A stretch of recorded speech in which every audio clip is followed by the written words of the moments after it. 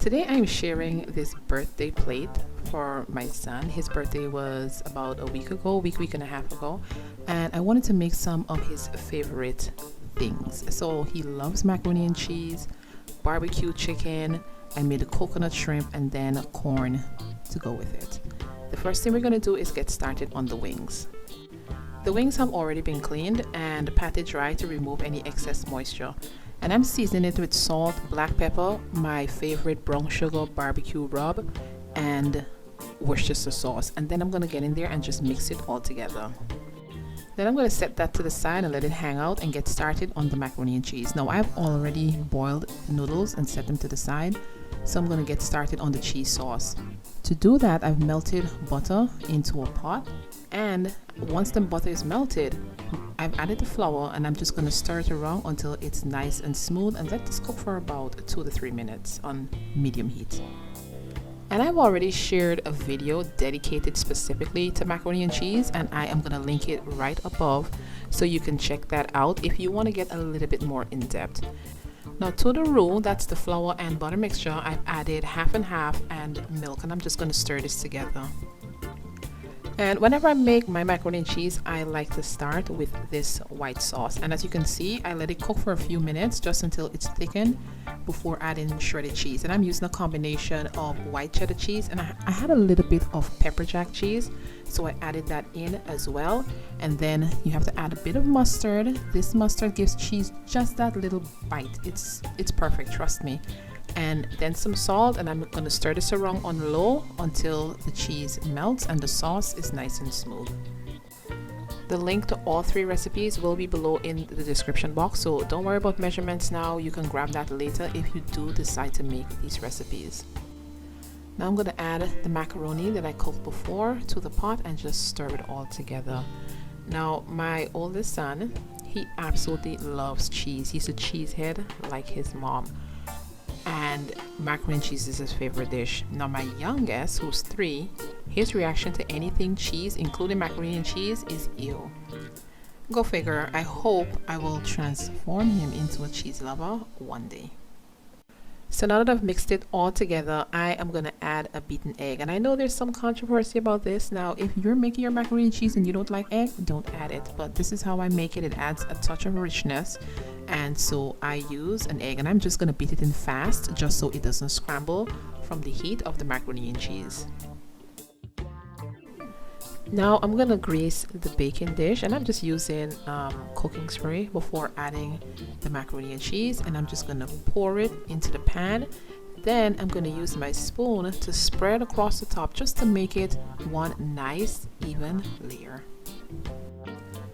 And once we've spread this out, you're going to top it with even more cheese. Now when it comes to mac and cheese, I do like a classic cheddar cheese, but I also like to add different combinations like smoked Gouda or Gruyere cheese. It gives it such a nice deep smoky flavor, and it just takes it to the next level. So I'm going to add the cheese all across the top, just making sure to cover it completely. We want a nice thick layer of cheese. This is going to melt in the oven and get so bubbly and just sink into all the little crevices, and it's going to be perfect. So now that I'm done with the macaroni and cheese, I am going to place the wings into a pan that's been lined with parchment paper. And I just did this just to make cleanup easy. And I'm just going to spread all the wings out on the pan just so they're not just clumped up in the middle like that. It's going to bake evenly. And once we have this the way we want it, I'm going to stick that into the oven along with the macaroni and cheese and let it bake. Now once this has baked in the oven for about 25 to 30 minutes, I'm going to remove it and then brush it across the top with barbecue sauce. Now I am using my favorite barbecue sauce because I am doing this at around 11 o'clock in the morning while my son is doing virtual school, and so I didn't really have time to make a sauce from scratch, but I will link homemade sauce in the recipe in the description box below, or you can use your favorite barbecue sauce. So once I've gotten that all brushed, I'm going to stick it back into the oven, and then it's time to get started on our shrimp.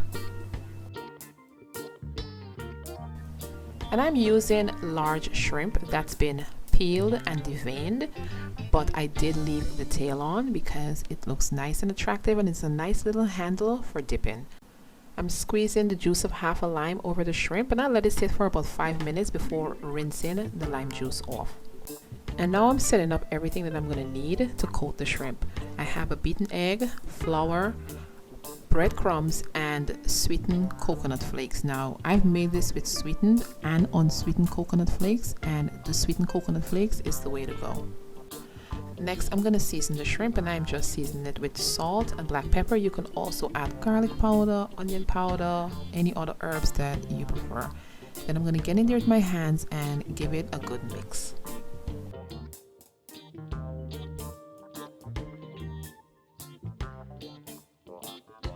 So I've set up everything that I needed, and this is the order in which you're going to do the shrimp. First, you're going to place the shrimp into the flour, get it nice and coated. Then you're going to dip it into the egg, coat it in the egg, and allow the excess to drain off. Then place it into the breadcrumb and coconut flake mixture. So there's a trick to doing the dipping and the flouring. You're supposed to keep one hand dry and one hand wet, but you guys, for some reason I always forget somewhere along the way, and both hands end up having wet and dry ingredients on it. But I'm just going to show you guys how I do it. Dump the shrimp in there, get it nicely coated with the coconut flakes, shake off any excess, and then place it onto a plate.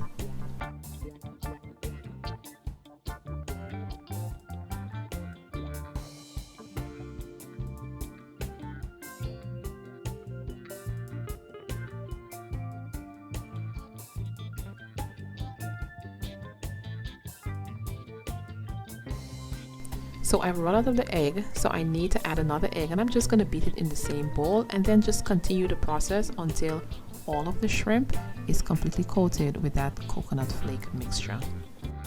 And you want to do this ahead and make sure that all of the shrimp is coated before you start to fry, because once you start to fry, it goes very quickly, and you don't want to be distracted with trying to fry the shrimp, trying to coat the shrimp, and then you end up overcooking the shrimp. So I added all the shrimp in one layer, and I added a little bit extra oil, and once it's nice and golden brown, you're gonna flip it over. Actually, this is a little bit more brown than I would have liked, but it's fine. You're gonna cook it for about 2 minutes on the first side and then about a minute on the other side. You do not want to overcook the shrimp, or else it will be rubbery. And once I've completed the first batch, I just place the shrimp onto a plate lined with paper towel, and then repeat the process until I have cooked all of the shrimp. So everything is done. It's time to take the wings out of the oven, time to take the macaroni and cheese out of the oven, and to plate up the beautiful shrimp. This is what everything looks like. Absolutely perfect. Those wings were delicious. The macaroni and cheese, so good. You have to check out the full recipe. I will have that link below. The coconut shrimp was so crispy, and I served it with sweet chili sauce for dipping. Thank you for joining me. Please subscribe, and I'll see you next time.